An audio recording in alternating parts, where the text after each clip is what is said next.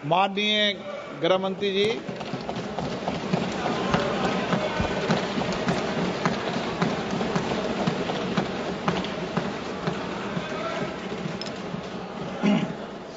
माननीय अध्यक्ष जी, आज जो मेरे साथी मंत्री बिल लेकर आए हैं उसके समर्थन में मैं खड़ा हुआ। माननीय अध्यक्ष जी, मैं सुबह से जो चर्चा चल रही है 12 बजे से, ओके एक मिनट चेक कराता हूँ। हाँ एक सेकंड चेक कराता हूँ। एक सेकंड में करा रहे हैं, चेक करा रहे हैं। माननीय अध्यक्ष जी, 2 मिनट लगता है कभी। सुबह से जो चर्चा चल रही है उसको मैंने बारीकी से सुना है। मुझे लगता है या तो निर्दोष भाव से या तो राजनीतिक कारणों से ढेर सारी भ्रांतियां कई सदस्यों के मन में भी है और कई सारी भ्रांतियां सदन के माध्यम से, आपके माध्यम से पूरे देश भर में फैलाने का प्रयास भी हो रहा है। बिल पर चर्चा का जवाब तो माननीय रिज्जू साहब देंगे। मैं कुछ बातें यहां रखी है, इसको मेरी समझ के हिसाब से क्लैरिफाई करने का जरूर प्रयास करूंगा। माननीय, ये वक्त एक अरबी शब्द है।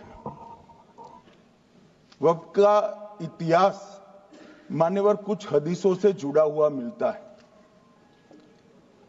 और आजकल जिस अर्थ में वक्त शब्द का प्रयोग किया जाता है, इसका मतलब है अल्लाह के नाम पर संपत्ति का दान, पवित्र धार्मिक उद्देश्यों के लिए संपत्ति का दान।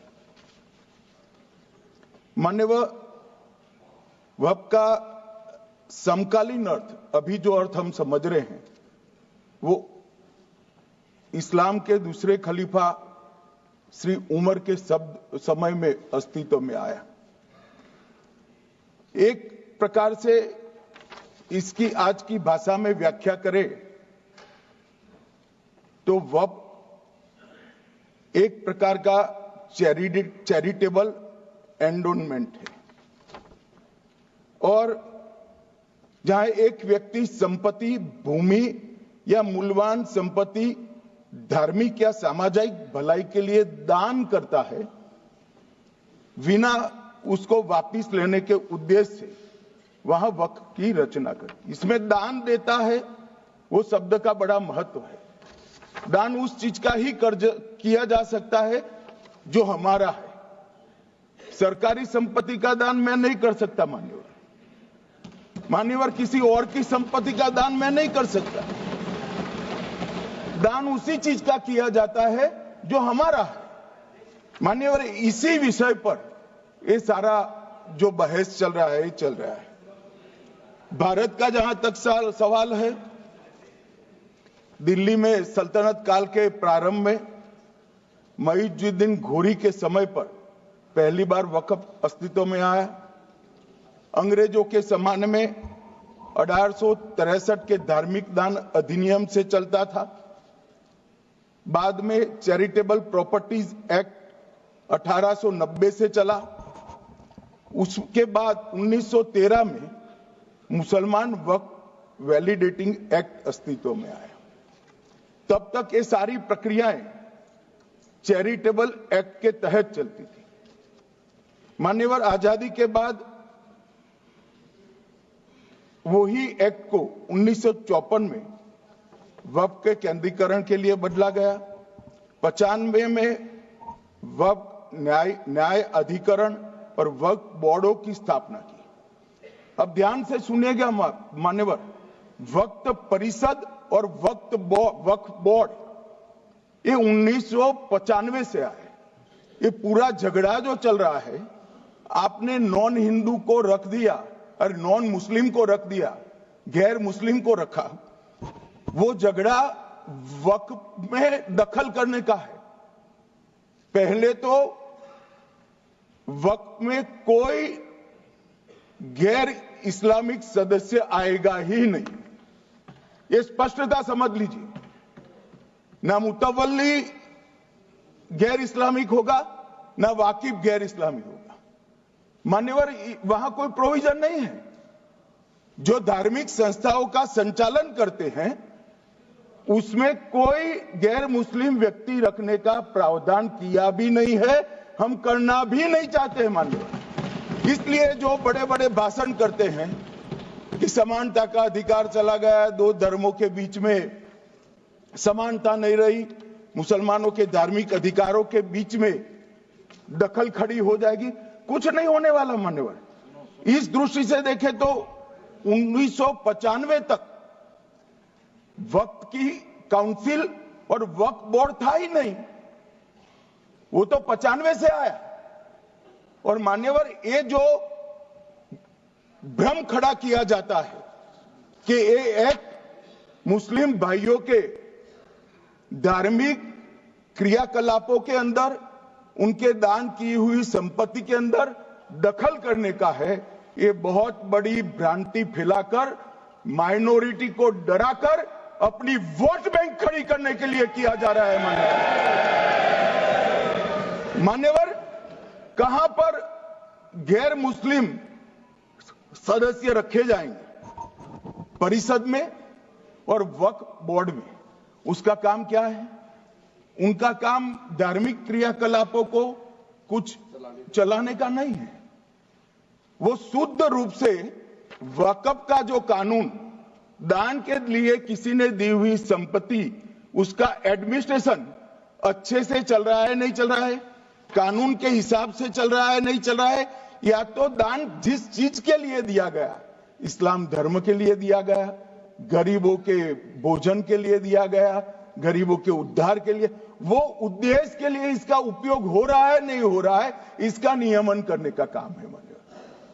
अब मैं इसको मान्यवर बाकी सारे धर्मों के साथ कंपैरिजन करते हैं और कहते हैं दखल किया है। मैं उसको स्पष्ट करना चाहता हूं। मान्यवर, वक्फ जो है वो हमारे यहां ट्रस्ट एक्ट है, इसमें ट्रस्ट है। तो ट्रस्ट के अंदर जो ट्रस्ट को बनाते हैं वो ट्रस्टी होते हैं और एक मैनेजिंग ट्रस्टी होते हैं। वक्फ में वाकिफ होता है, वक्फ होता है और मुतवल्ली होता है। ये सारे इस्लाम के अनुयायी हैं। अरे भाई, आप कह रहे हो, हम तो कह रहे हैं क्योंकि इसका वक्फ शब्द ही इस्लाम से आया है, इसलिए हम कह रहे हैं कि वक्फ वो ही कर सकता है जो इस्लाम का अनुयायी हो। अब आप उसका विरोध कर रहे हो, तो आप तो वक्फ में भी नॉन इस्लामिक आदमी चाहते हो। मान्यवर, क्या कह रहे हैं? हम इसलिए कह रहे हैं कि वक्फ वो ही कर सकता है जो प्रैक्टिसिंग इस्लाम को प्रैक्टिस करता होगा, क्योंकि मान्यवर इसकी उत्पत्ति ही इस्लाम के सिद्धांतों से हुई। अब मान्यवर, वक्फ धार्मिक हुआ, वक्फ बोर्ड नहीं हुआ, वक्फ परिषद भी नहीं हुई। अरे सुनो भाई, मान्यवर, ट्रस्ट के अंदर ट्रस्टी जो होते हैं, जो चर्च होगा तो क्रिश्चियन होंगे, पारसी भी होंगे, पारसी के लिए वो ट्रस्ट होगा, तो हिंदू होगा तो हिंदू के लिए। अब चैरिटी कमिश्नर हम कहेंगे कि भाई मुस्लिम क्यों आया? मुझे बताओ, चैरिटी कमिश्नर एक्ट में मुसलमान चैरिटी कमिश्नर बन सकता है या नहीं बन सकता है? उसको ट्रस्ट नहीं चलाना है, उसको चैरिटी के कानून के हिसाब से वो ट्रस्ट चले, उसकी देखरेख करनी है। ये धार्मिक नहीं है, ये धर्म का काम नहीं है मान्यवर, ये एडमिनिस्ट्रेटिव वर्क है। और इसलिए तो फिर चैरिटी कमिश्नर हिंदू होगा तो वो क्रिश्चियनों के ट्रस्ट का कैसे देखरेख करेगा? चैरिटी कमिश्नर क्रिश्चियन होगा तो जैनियों के और हिंदुओं के ट्रस्ट का कैसे देखरेख करेगा? अब बताओ कि सारे ट्रस्ट के चैरिटी कमिश्नर अलग अलग बन, देश तोड़ दोगे आप लोग। तोड़ दोगे। हमने साहब, मैं अभी भी आपके माध्यम से, इस सदन के माध्यम से देश भर के मुसलमान भाइयों बहनों को कहना चाहता हूं, आपके वक्फ में एक भी नॉन मुस्लिम नहीं आएगा।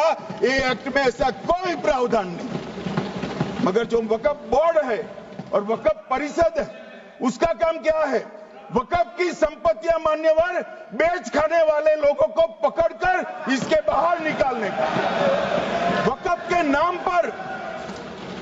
के नाम पर औने पौने दाम में संपत्तियों को 100 साल तक किराए पे देने वाले लोगों को पकड़ना है। वक्फ का जो पैसा होता है, इनकम जो गिरती जा रही है, जिसके माध्यम से माइनॉरिटी का विकास करना है, माइनॉरिटी को आगे बढ़ाना है, इस्लाम धर्म की सारी धार्मिक संस्थाओं को पुख्ता करना है। ये पैसा जो चोरी होता है ना, उसको पकड़ने का काम वक्फ बोर्ड, वक्फ परिषद करे। और मान्यवर, वो चाहते हैं कि इनके राज में जो मिलीभगत चली वो चलती रहे। ये नहीं चलेगी, ये नहीं चलेगी। और मान्यवर, मैं आज आपको बताना चाहता हूं क्या स्थिति हुई है। मान्यवर, सबने कहा, रिपीटेशन भी होगा, परंतु मैं कहना चाहता हूं मान्यवर कि वक्फ के 2013 में जो अमेंडमेंट्स आए, अब बिल किरण भाई का है, मगर मैं कह सकता हूं कि वक्फ का 2013 का अमेंडमेंट न किया होता तो ये बिल लाने की शायद जरूरत न पड़ती। सब कुछ अच्छा चलता था। 14 में चुनाव आने वाला था, 13 में रातों रात तुष्टीकरण करने के लिए वक्फ कानून को एक्सट्रीम बना दिया गया। और मान्यवर, इसके कारण क्या हुआ? इसके कारण दिल्ली लुटियन की 123 वीवीआईपी संपत्ति कांग्रेस सरकार ने जब चुनाव मुहाने पर थे, 25 दिन दूर था, वक्फ को देने का काम कर दिया। दिल्ली वक्फ बोर्ड ने उत्तरी रेलवे की भूमि वक्फ के नाम घोषित कर दी। हिमाचल में वक्फ की संपत्ति बताकर उस पर अवैध मस्जिद बनाने का काम किया। 250 हेक्टेयर क्षेत्रफल वाले 12 गांव पर वक्फ का स्वामित्व हो गया तब तमिलनाडु में। और मान्यवर, तमिलनाडु के 1500 साल पुराने तिरुचेंदुरई मंदिर की 400 एकड़ भूमि को वक्फ की संपत्ति घोषित कर। ये जब मंदिर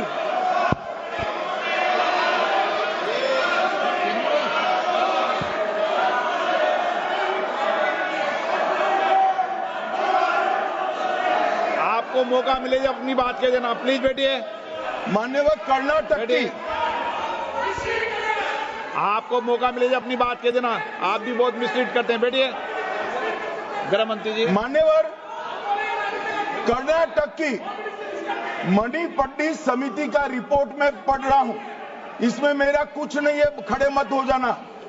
ये मणिपट्टी समिति का रिपोर्ट है। 29,000 एकड़ भूमि वक्फ की बिजनेस के उपयोग के लिए किराए पर दे दी। मान्यवर, 2001 से 12 के बीच 2 लाख करोड़ की वक्फ की संपत्ति निजी संस्थानों को हस्तांतरित कर दी 100 साल की लीज पर। मान्यवर, बेंगलुरु में उच्च न्यायालय में बीच में पढ़ना पड़ा, 602 एकड़ भूमि को जब्त करने से रोकना पड़ा। विजयपुर कर्नाटक के होनवाड़ गांव की 1500 एकड़ भूमि पर दावा कर उसको विवाद में डाला और 500 करोड़ की संपत्ति जिस भूमि का मूल्य है वहां 5 स्टार होटल को महीने 12,000 रुपए के किराए से दे दिया। अब मान्यवर ये कहते हैं कि इसका हिसाब किताब न करो, इसकी देखरेख न करो। भाई ये पैसा जो है देश के गरीब मुसलमान का है, ये गन्ना सोटों की चोरी के लिए नहीं, ये इसको रोकने के लिए। और इनके जो ठेकेदार बैठे हैं मान्यवर, ये यहां गरज गरज कर बोलते हैं, कुछ तो समझे बगैर बोलते हैं, कुछ समझ कर बोलते हैं। उनको लगता है कि इससे हम जीत जाएंगे।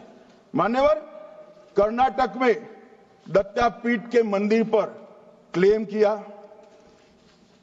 तालीपरंबा 75 साल पुराने एक दावे के आधार पर 600 एकड़ जमीन का दावा किया और ईसाई समुदाय की भी ढेर सारी जमीनों पर कब्जा कर लिया गया।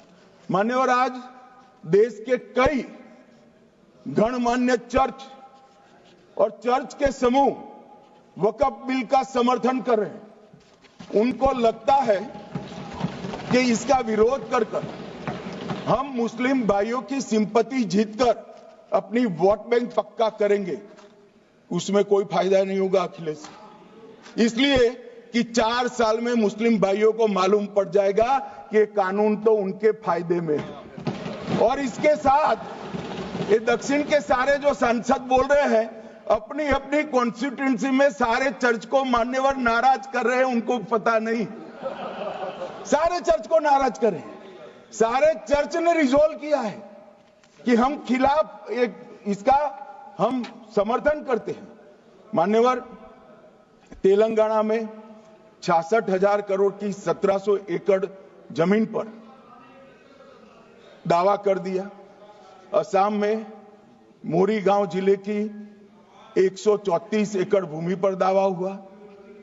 बिहार का मैं लालू जी के कोर्ट के साथ बाद में बताता हूं। गुरुद्वारा से संबंधित हरियाणा की 14 मरला भूमि को वक्फ को सौंप दिया। और मान्यवर, प्रयागराज में चंद्रशेखर आजाद पार्क को भी वक्फ घोषित किया।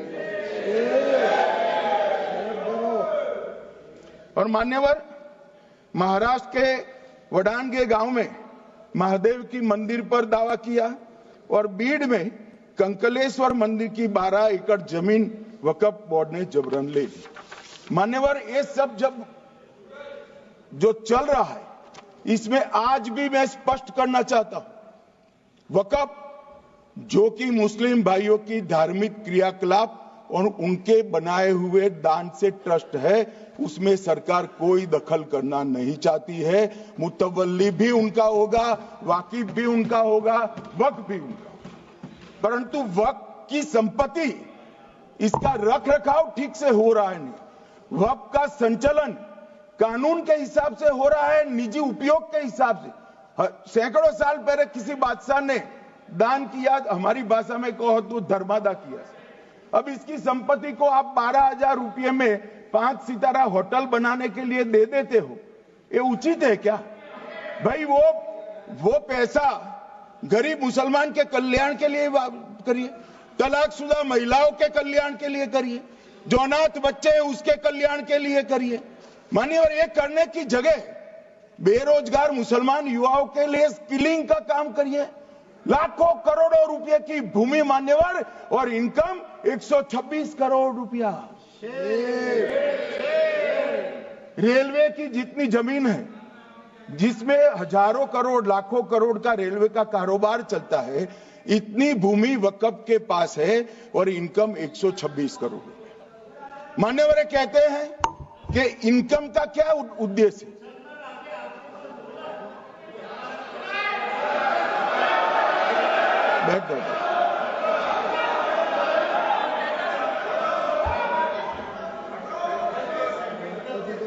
मान्यवर, मैं दादा की टेंशन समझ रहा हूं, ये बंगाल के मुसलमान भी सुन रहे हैं, तो उनको टेंशन होना स्वाभाविक है।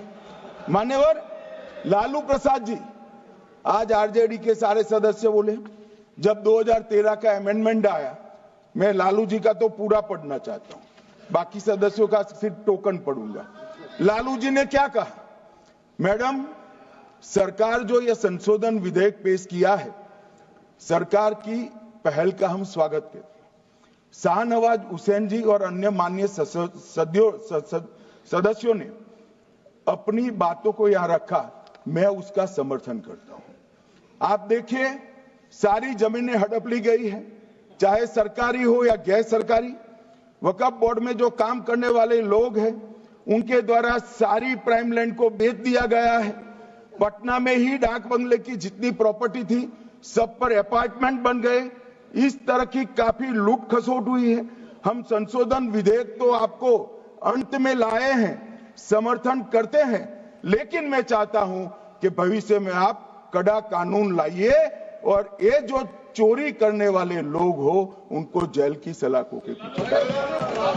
अब साहब, लालू प्रसाद की इच्छा इन्होंने तो पूरी नहीं की, नरेंद्र मोदी जी ने पूरी कर दी। ये लालू जी ने कहा था एक कड़ा कानून लाइए।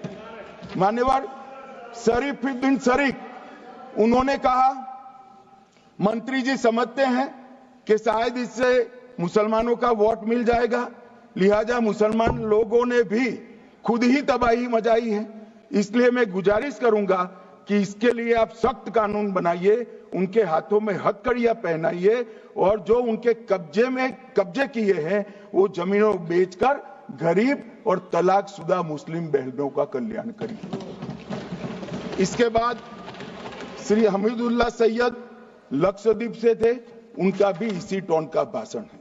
और मान्यवर, मैं आज की बात नहीं कर रहा हूं, 2013 का जो बिल कांग्रेस पार्टी लेकर आई, इसके विरोध में इनके समर्थकों ने जो कहा था मान्यवर ये है।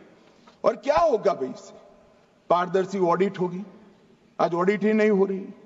रिपोर्ट ऑनलाइन जमा करने की सिस्टम नहीं है, वो होगी, रिपोर्ट देनी पड़ेगी, बैलेंस शीट जमा करनी पड़ेगी, ऑडिट होगी, कैग के रिटायर्ड ऑफिसर ऑडिट करेंगे और मान्यवर पारदर्शिता आएगी। इससे क्यों डरना चाहिए किसी को? पारदर्शिता से क्यों? और वक्फ बोर्ड और वक्फ परिषद, इसका कोई ऑर्डर हम ऐसा नहीं लिख रहे हैं कि कोर्ट में नहीं जा सकते। आपने तो कर दिया था कि ये ऑर्डर को कोई कोर्ट में चैलेंज ही नहीं कर सकता, पूरा संविधान वहां समाप्त कर दिया मान्यवर। और मान्यवर, हम तो इसको कहते हैं कि कोई भी चैलेंज कर सकता है कायदे की अदालत में। इस देश में संविधान का राज है, ग्रीवेंसेस जिसका भी हो कोर्ट में जा सकता है। 2013 में जिसकी भूमि हड़पी, इसके ग्रीवेंसेस को भी कोर्ट के फोरम से बाहर करने का पाप एक कांग्रेस पार्टी ने किया। मान्यवर, एक अफवाह और फैला रहे, रिट्रोस्पेक्टिव इफेक्ट से आ रहा है।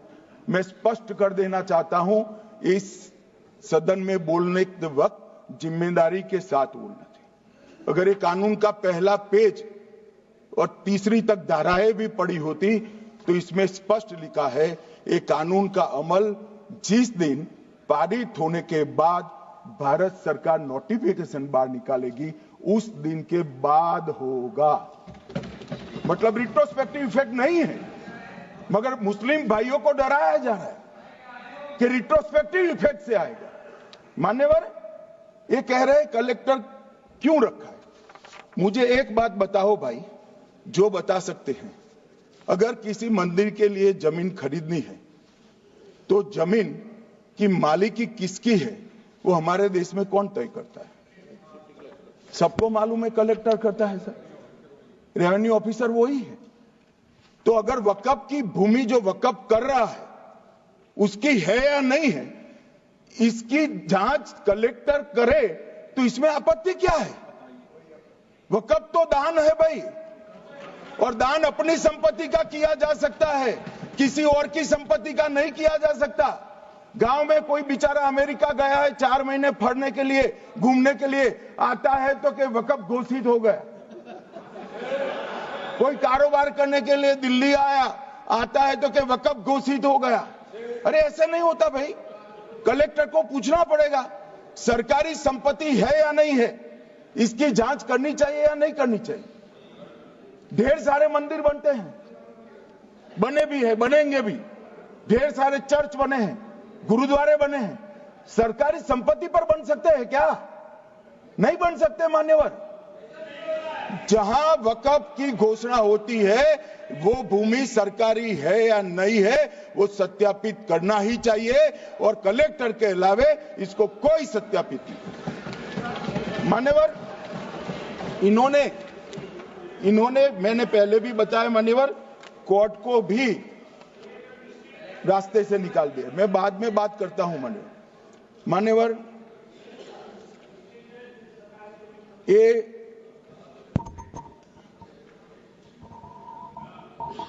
मान्यवर एक उपयोग के आधार पर वक्त की समाप्ति। मान्यवर ये कह रहे हैं कि सैकड़ों सालों से वहां प्रैक्टिस है।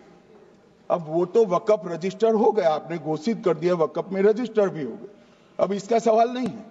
मगर सैकड़ों साल की प्रैक्टिस, मुगलों के समय की प्रैक्टिस आज घोषित की जा सकती है क्या? अगर वहां नमाज पढ़ रहे हैं तो लोग देखते होंगे, कब्रिस्तान होगा लोग देखते होंगे, दरगाह होगी तो लोग देखते होंगे, और घोषित भी हो चुका होगा, रजिस्टर भी हो चुका होगा।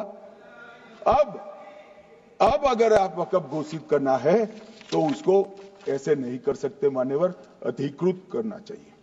मान्यवर, जो दूसरा सुधार लेकर आए किरण जी, वो ही है कि धारा 36 में वक्फ संपत्तियों को बिना किसी स्पष्ट प्रक्रिया से, मालिकी की प्रक्रिया से पंजीकृत नहीं किया जा सकता।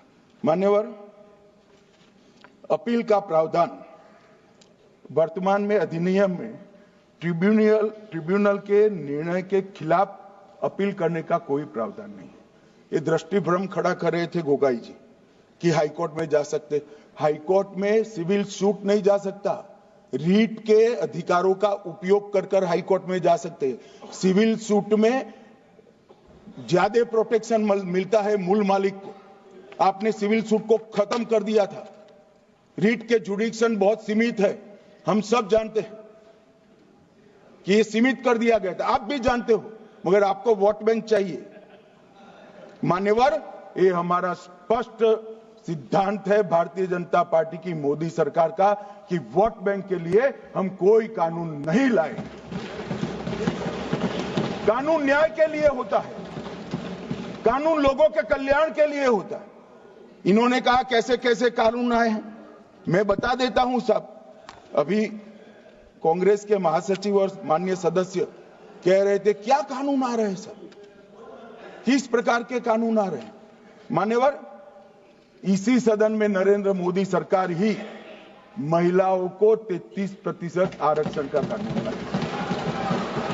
इसी सरकार में पिछड़ों को संवैधानिक अधिकार दिया गया।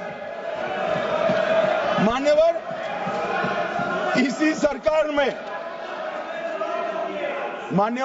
सरकार में बजट जो आए, इसमें गरीबों को गैस, शौचालय, पानी, 5 लाख तक का बीमा, 5 किलो अनाज, बिजली और घर दिए गए। मान्यवर, और कन्वर्जन कानून की बात करते थे और हंसते हंसते कहते थे कर्नाटक सरकार कन्वर्जन कानून लेकर आई है। सबसे पहला कन्वर्जन कानून उड़ीसा और मध्य प्रदेश में कांग्रेस सरकार लेकर आई, मगर उस वक्त कांग्रेस सरकार तुष्टीकरण की नीति पर नहीं चलती थी, महात्मा गांधी के सिद्धांतों पर चलती थी। मध्य प्रदेश और उड़ीसा में सबसे पहला कन्वर्जन के खिलाफ कानून कोई लाया तो कांग्रेस पार्टी लाई, और मुझे गर्व है मेरी पार्टी की सरकारें कन्वर्जन पर कानून लाती।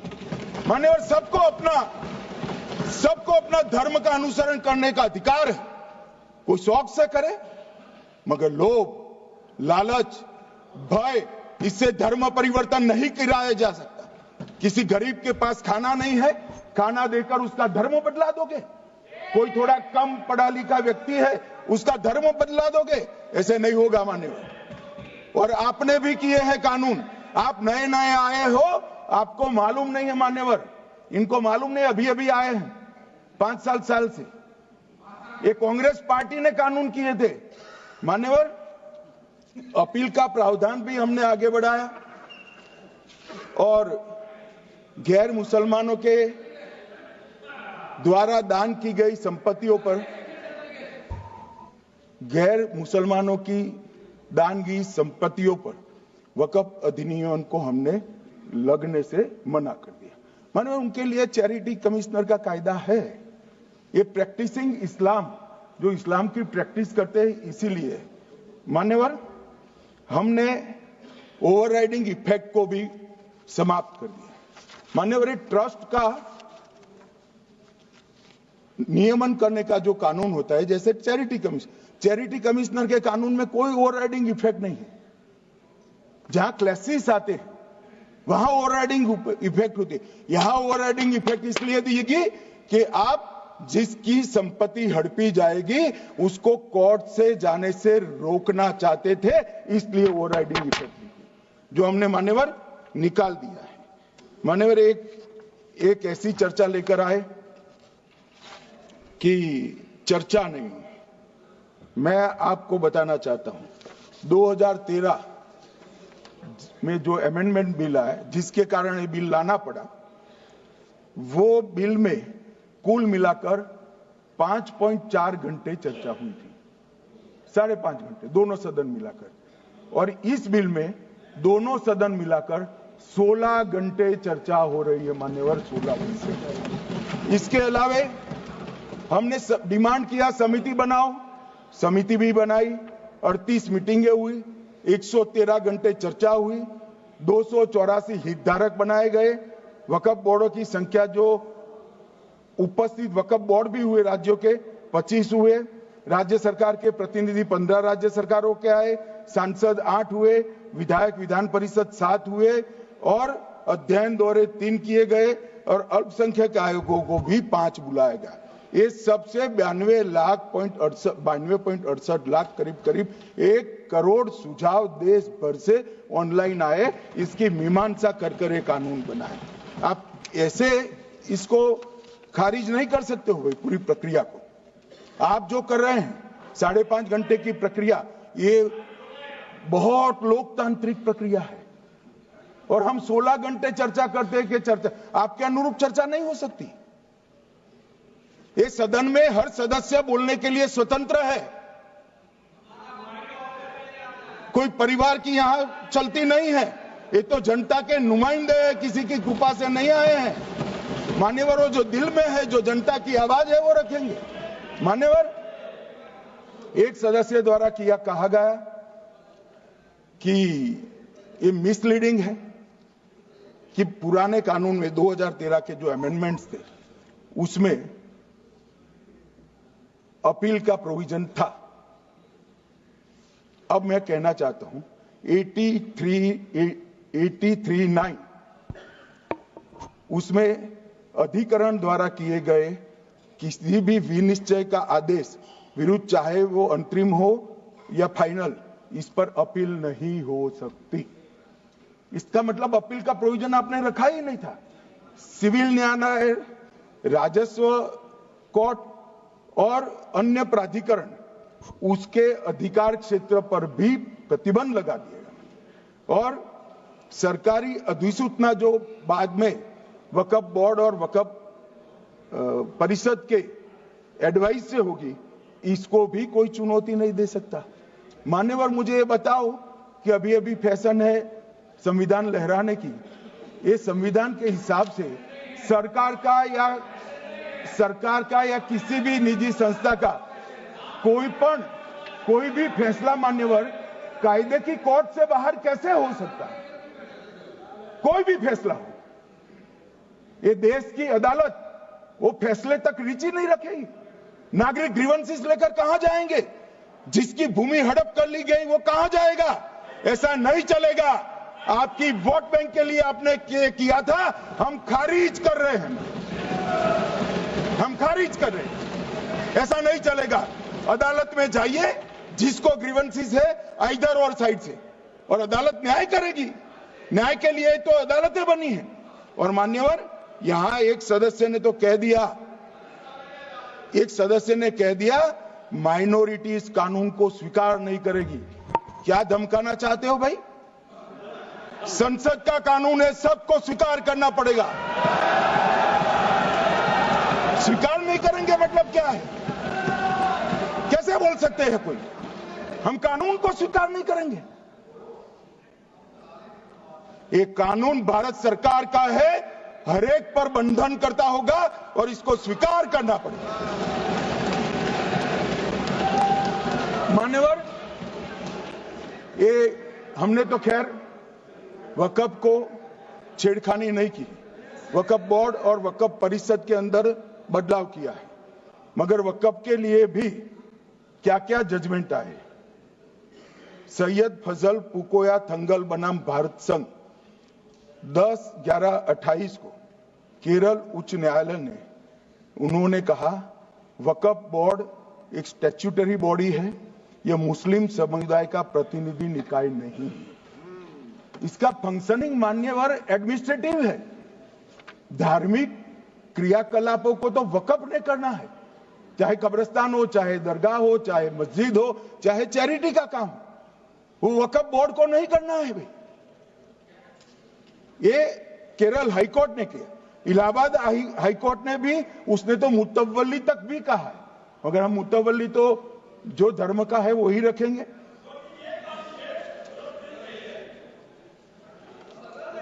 मान्यवर, इन्होंने कहा एक मुतवल्ली के कर्तव्य विशुद्ध रूप से धर्म निरपेक्ष कैरेक्टर है, मगर हम मुतवल्ली को छू नहीं रहे। मान्यवर ये कह रहे थे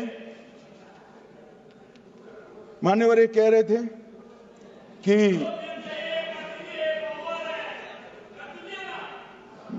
मान्यवर ये कह रहे थे कि कोई गड़बड़ियां नहीं हुई। मान्यवर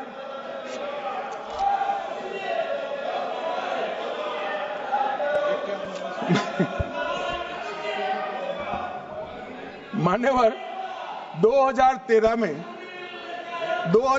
में अन्यायी कानून आया।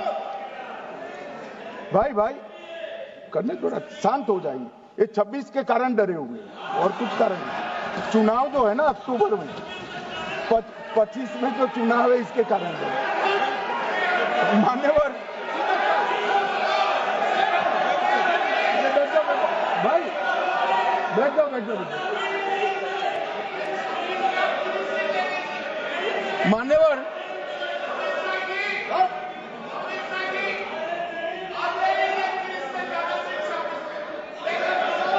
बैठ जाओ।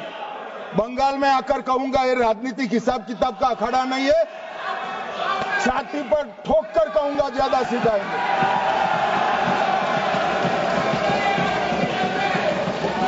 मान्यवर 2013 के, अरे बैठ जाओ वकील साहब बैठ जाइए। मान्यवर 2013 में वो भी रिपीट होने वाले हैं। मान्यवर 2013 में बैठ जाओ। मान्यवर 1913 से लेकर 2013 तक 1913 से 2013 तक वक्फ बोर्ड का कुल एकड़ में भूमि सब वक्फ का मिलाकर 18 लाख एकड़ था। मेरी विनंती है सभी सदस्य इसको ध्यान से सुनिए। 1913 से 2013 तक 18 लाख एकड़ और 13 से 25 तक एक कानून बनने का परिणाम क्या आया, और नई 21 लाख एकड़ भूमि बढ़ गई। अब मान्यवर 39 लाख एकड़ जो भूमि है उसमें 21 लाख एकड़ 13 के बाद है। अब ये कह रहे हैं कि इसका दुरुपयोग नहीं हो रहा है।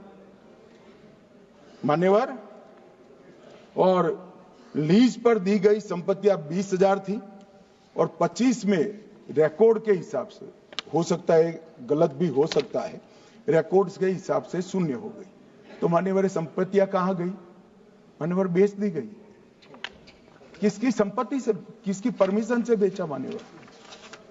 मान्यवर मैंने पहले ही कह दिया कि केरल और देश भर के Catholic bishop council, Catholic bishop conference of India, Catholic Congress Kerala, भारतीय कैथोलिक धर्मगुरुओं की महासभा, केरल चर्चों की संयुक्त परिषद, कैथोलिक कांग्रेस केरला, ये सब ने इस बिल का समर्थन करा है और कहा है अन्यायी 2013 का सुधार। हम अकेले नहीं कह रहे मान्यवर। और मान्यवर, इसी एक्ट में हमने एक बात कही कि जो योगदान था वक्फ बोर्ड का वो 7% से घटाकर 5% कर दिया। मान्यवर, अब ये जो कह रहे हैं ये मुसलमान भाइयों के हित में कह रहे हैं जिसका विरोध कर रहे हैं या अहित में? अगर 7 से 5% हमने कम किया तो ये कहां जाएगा? वो वक्फ में रहेगा। वक्फ बोर्ड का कम किया है। जो मस्जिद चल रही है उसको हमने 2% बढ़ाया है। ये उल्टा समझ रहे हैं मान्यवर। ये बिल जमीनों की सुरक्षा प्रदान करेगी मान्यवर। किसी की जमीन अब घोषणा मात्र से वक्फ नहीं बनेगी, उसको प्रोटेक्शन मान्यवर। पुरातत्व विभाग और एएसआई की जमीन को हम सुरक्षा देंगे। आदिवासी भाइयों की शेड्यूल 5 और शेड्यूल 6 की जो जमीन है वो सुरक्षित हो जाएगी।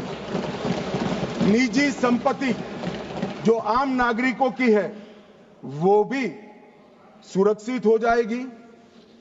और वक्फ करने के लिए स्वामित्व को दान तो साहब अपनी संपत्ति का ही कर सकते हैं, गांव की संपत्ति का दान नहीं कर सकते।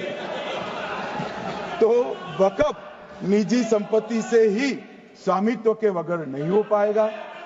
इसमें पारदर्शिता लाने के लिए सूचना की प्रक्रिया को दाखिल किया गया है। वक्फ बोर्ड की वक्फ की जो संपत्ति घोषित करने की अधिकार थे उसको समाप्त कर दिए। कलेक्टर से सर्टिफाइड कराना पड़ेगा और नए वक्फ पारदर्शी तरीके से पंजीकृत भी करने पड़ेंगे। रजिस्ट्रेशन के बगैर कोई संस्था नहीं चल सकती। और मुस्लिम ट्रस्ट अब तक के जो है उसको हमने इस जो माफ करना, कई सारे ऐसे मुसलमान भाई हैं जो वक्फ के कानून को अंदर दायरे में आना नहीं चाहते। मुझे मिले थे वोरा समाज वाले, वोरा समाज है, अहमदिया है, कई सारे ऐसे समुदाय हैं, सिया भी है, पसमंदाओं के भी कुछ ट्रस्ट हैं। वो सभी को मैं एक आनंद का समाचार देना चाहता हूं, अब मुसलमान भी ट्रस्ट एक्ट के अंदर अपना ट्रस्ट रजिस्टर करा सकता है। इसके लिए कंपलसरी नहीं है कि वो वक्फ के कानून में भी जाए, चैरिटी कमिश्नर एक्ट के तहत वो करने वाला है। मान्यवर, भूमि के रिकॉर्ड का कार्यालय होगा, समाचार पत्र और क्षेत्रीय भाषाओं में इसकी एडवर्टाइज दी जाएगी। ढेर सारे प्रावधान मान्यवर इसके अंदर किए हैं। महिला, सिया, पसमंदा, वोरा, अहमदिया, उनका हमने समावेश किया ही है। और उन्होंने कहा, मैं सुन रहा था मान्यवर, एक फैशन हो गई। राम जन्मभूमि का मंदिर बनाने की बात आई तो इस देश के अंदर खून की नदियां बह जाएगी, मुसलमान रोड पर आ जाएगा, मुसलमानों का ये हो जाएगा, वो जहां ट्रिपल तलाक, फिर से डर, सीए आया कि मुसलमानों की नागरिकता चली जाएगी। जिन जिन ने भाषण किया है, एक मुसलमान की नागरिकता गई है तो बता दो। मुसलमान भी जानता है। और मैं तो आपके माध्यम से देश के मुसलमानों को अपील करना चाहता हूं मान्यवर, मैंने बहुत झेला है। ये कहते थे कि सीए कानून मुसलमानों की नागरिकता लेने 2 साल हो गए, एक भी मुसलमान की नागरिकता गई है तो सदन के पटल पर रखी। कितना झूठ फैलाया इन्होंने। मान्यवर, धारा 370 हटाई, ये कह रहे थे मुसलमानों का ये हो जाएगा, वो हो जाएगा। फिर से उमर अब्दुल्ला जीत कर आज शासन करे, आतंकवाद समाप्त हो गया, विकास शुरू हो गया, पर्यटन बढ़ गया। मान्यवर, एक कांग्रेस पार्टी और उसके साथियों ने मुसलमान भाइयों को डरा डरा कर अपनी वोट बैंक खड़ी करने का काम किया। हम नहीं डरा रहे मुसलमानों को। आप डरा रहे हो भाई, आप कह रहे हो ये हो जाएगा। मैं कहता हूं इस देश के नागरिक को किसी भी धर्म का हो कोई आंच नहीं आएगी मान्यवर। ये नरेंद्र मोदी सरकार का सच। मान्यवर,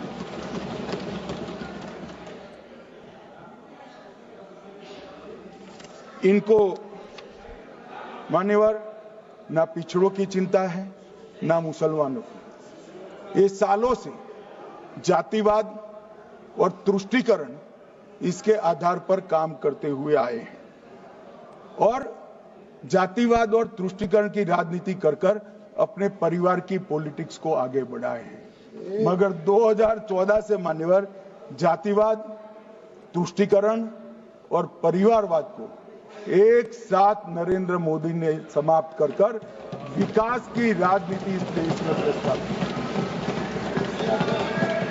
पॉलिटिक्स ऑफ परफॉर्मेंस, परफॉर्म करिए और चुनकर आइए।